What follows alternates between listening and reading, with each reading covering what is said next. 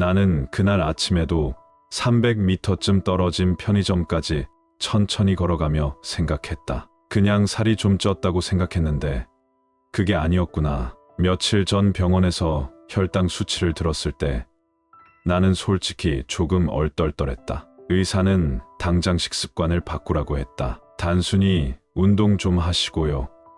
식단 조절도 하셔야 합니다라고 말하긴 했지만 나는 그 말이 내게 준 충격을 쉽게 잊을 수 없었다. 퇴직한 지 몇 달 되지 않아 몸을 좀 쉬게 하겠다는 생각에 마트 배달도 시켜 먹고 늦게까지 드라마도 보고 점심때는 가끔 라면에 김밥까지 곁들이던 나날이었다. 그 모든 평범한 것들이 쌓여 결국 이렇게 된 건가 싶었다. 설마 나도 약을 먹게 되는 건 아닐까? 그 생각이 들자 마음이 급해졌다. 그래서 인터넷을 뒤졌고 영상도 봤고 건강 서적도 여러 권 샀다. 그중 하나는 해외에서 들여온 고가의 보조제였다. 어떤 이들은 열흘 만에 혈당이 떨어졌다고 했고 어떤 이는 당뇨가 역전됐다고까지 했다. 나는 고민 끝에 그것도 주문했다. 택배 상자를 열면서 뭔가 새로운 세상이 열릴 것 같았다. 며칠 후 공원에서 우연히 마주친 이장은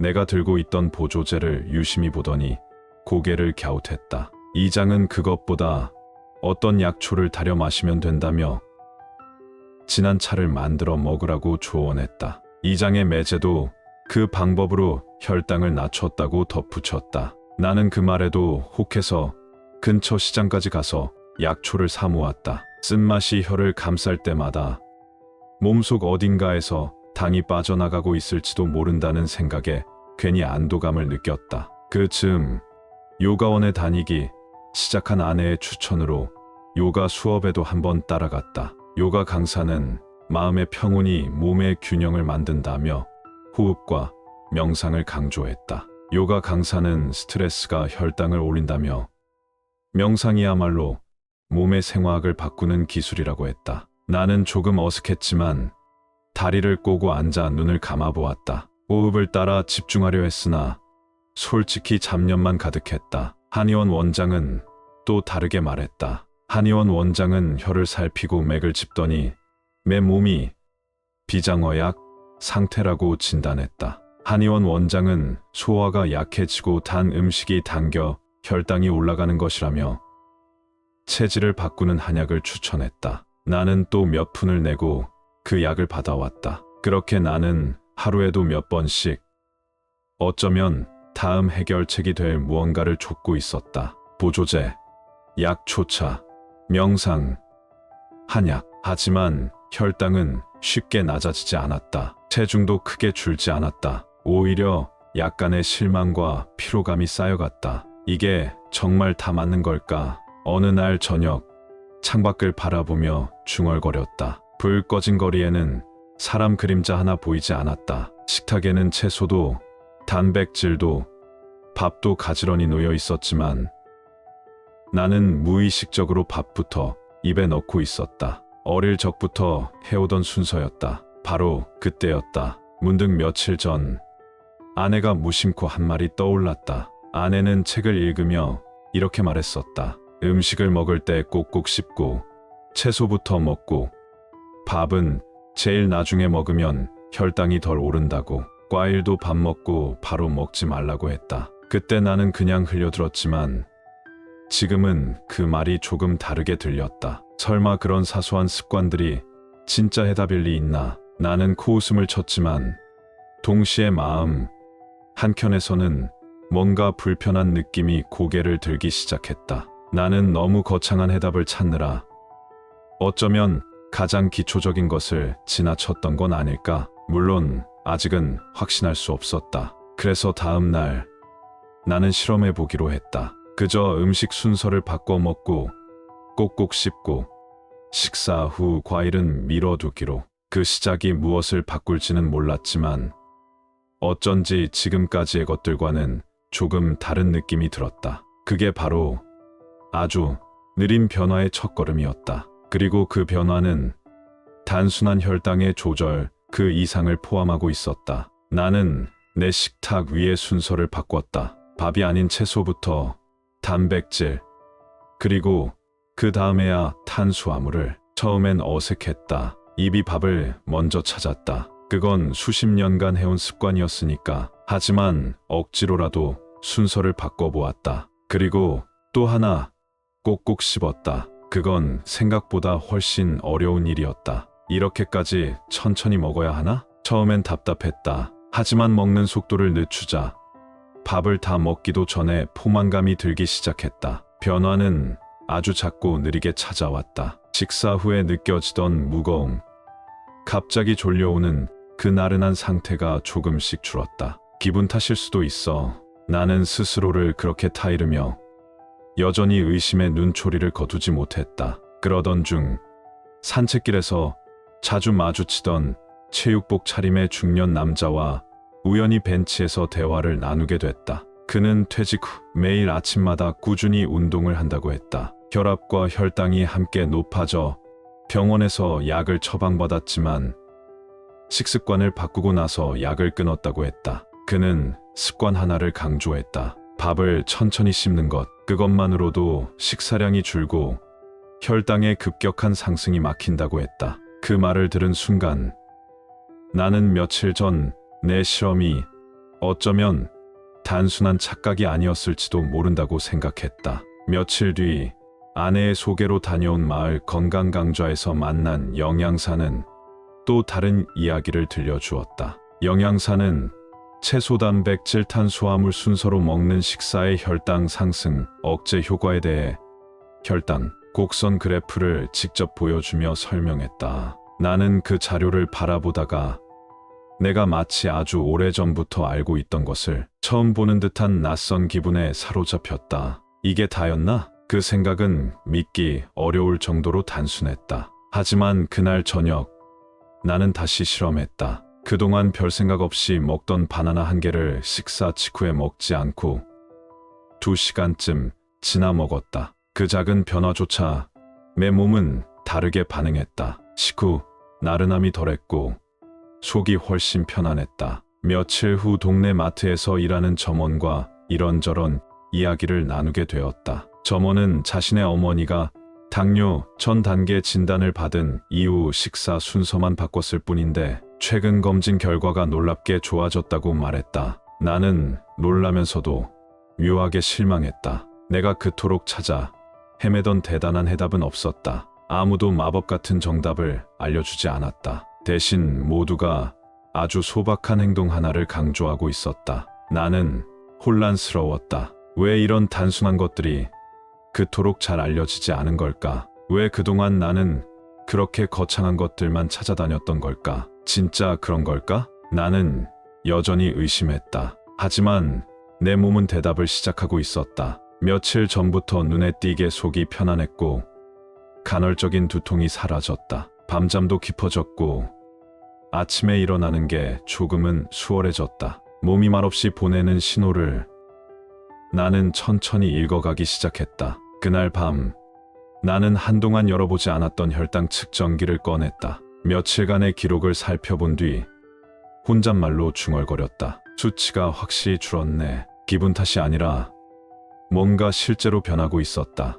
그게 무엇 때문인지는 아직 명확하진 않았지만 단 하나는 확실했다. 이건 약 때문도 보조제 때문도 아니었다. 어쩌면, 정말 어쩌면 그렇게도 하찮게 여겼던 습관이라는 녀석이 이 모든 변화의 시작일지도 모른다는 생각이 들었다. 그리고 나는 더 이상 그것을 흘려보내지 않기로 했다. 내가 처음으로 혈당 측정기의 숫자에 미소를 지었던 날, 창밖에는 비가 내리고 있었다.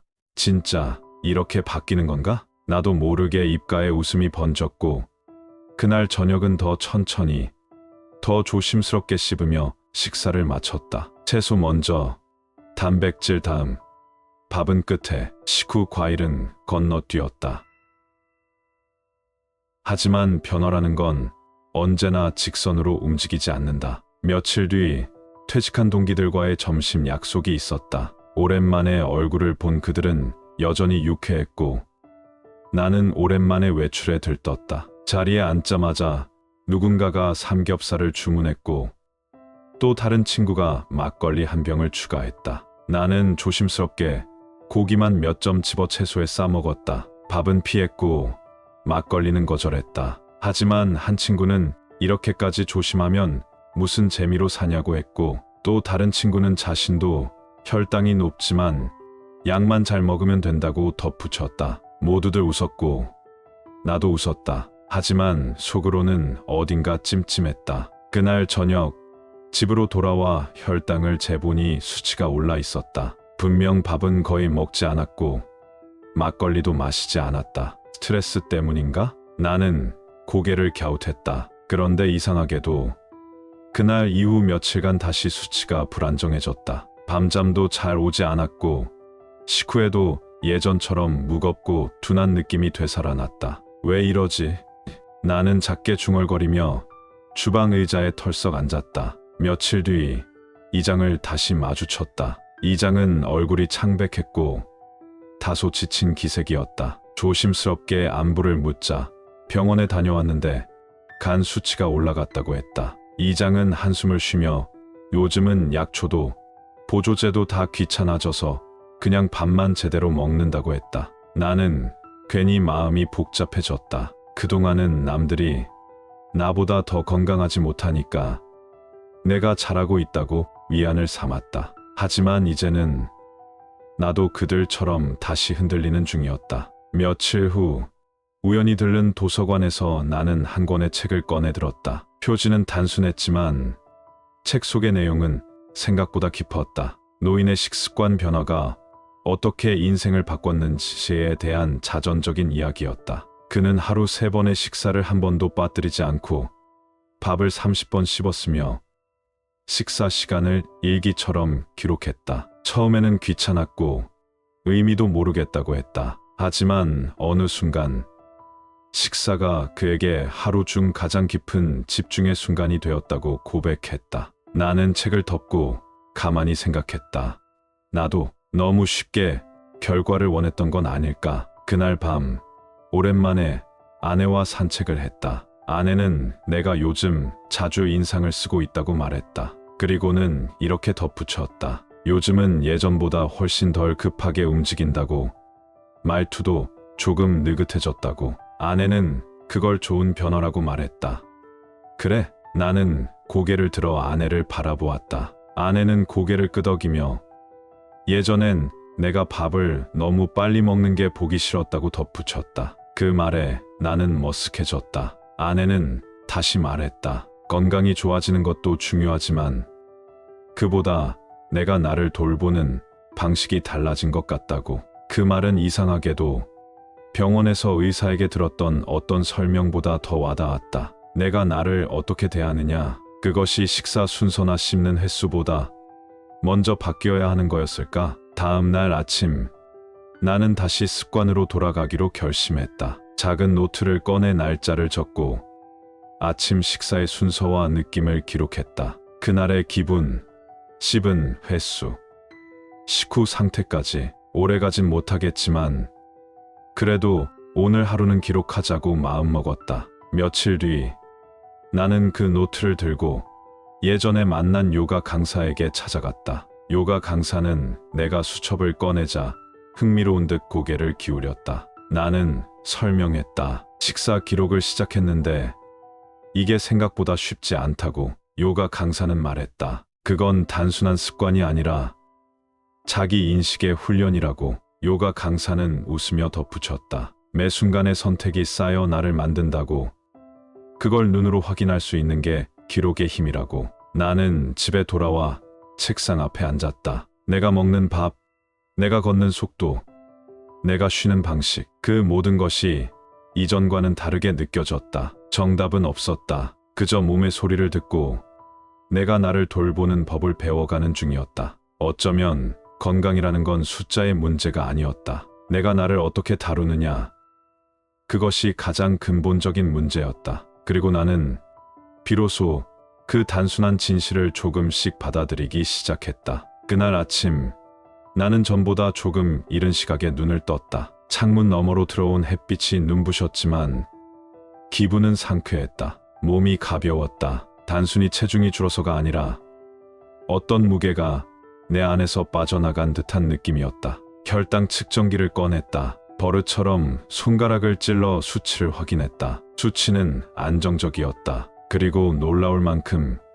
며칠째 큰 출렁임 없이 유지되고 있었다. 이젠 이 숫자에 휘둘리지 않아도 될까? 나는 그날도 식탁 앞에 앉아 식사를 시작했다. 채소부터 단백질, 그리고 밥, 천천히 꼭꼭 씹으면서. 이젠 누가 시켜서가 아니라 내 몸이 그렇게 원하기 때문에. 아내는 조용히 마주 앉아 아침을 먹고 있었다. 나는 고맙다고 말했다. 예전에 내가 무심코 흘려들었던 그녀의 말이 이제는 내 삶을 바꿔놓았다고. 아내는 웃으며 고개를 저었다. 자신은 그저 평범한 상식을 이야기했을 뿐이라고 했다. 그날 오후 오랜만에 이장을 찾아갔다. 이장은 텃밭에서 쑥을 따고 있었다. 나는 이장에게 말했다. 예전에 해준 조언 덕분에 많은 걸 생각하게 됐다고. 이장은 멋쩍은 듯 고개를 흔들며 자신도 요즘엔 밥을 천천히 씹는 습관을 들였다고 말했다. 몸이 확실히 편해졌다고 했다. 우리는 함께 쑥차를 마시며 봉 햇살 아래 앉아 있었다. 아무 말 없이 한참을 앉아 있었지만 이상하게 그 시간이 참 충만하게 느껴졌다. 며칠 뒤 동네 보건소에서 주최한 식생활 발표회에 참석하게 됐다. 나는 조용히 앉아 있었지만 담당자는 나를 앞으로 불러 세웠다. 그동안의 변화 과정을 나눠달라고 했다. 나는 무대 위에서 조심스럽게 입을 열었다. 제가 찾던 건 거창한 게 아니었습니다. 청중은 조용히 귀를 기울였다. 그냥 밥을 천천히 먹는 것, 채소부터 먹는 것, 식사 순서를 바꾸는 것, 그런 아주 단순한 변화가 제 삶을 바꿨습니다. 나는 말을 멈추고 잠시 숨을 골랐다. 물론 처음엔 믿지 않았습니다. 하지만 내 몸은 정직했습니다. 변화를 알리고 반응해 주었습니다. 그 순간 나는 알았다. 이 변화는 단지 혈당 수치의 변화만이 아니었다. 내가 나를 어떻게 대하느냐, 내 삶을 어떻게 바라보느냐에 대한 이야기였다. 박수가 이어졌지만 나는 그 박수보다 내 안에서 들리는 고요한 평온함이 더 깊게 다가왔다. 이제야 나는 정말 나를 돌보는 법을 배우기 시작한 것이다. 그리고 그 여정은 지금 이 순간에도 계속되고 있었다.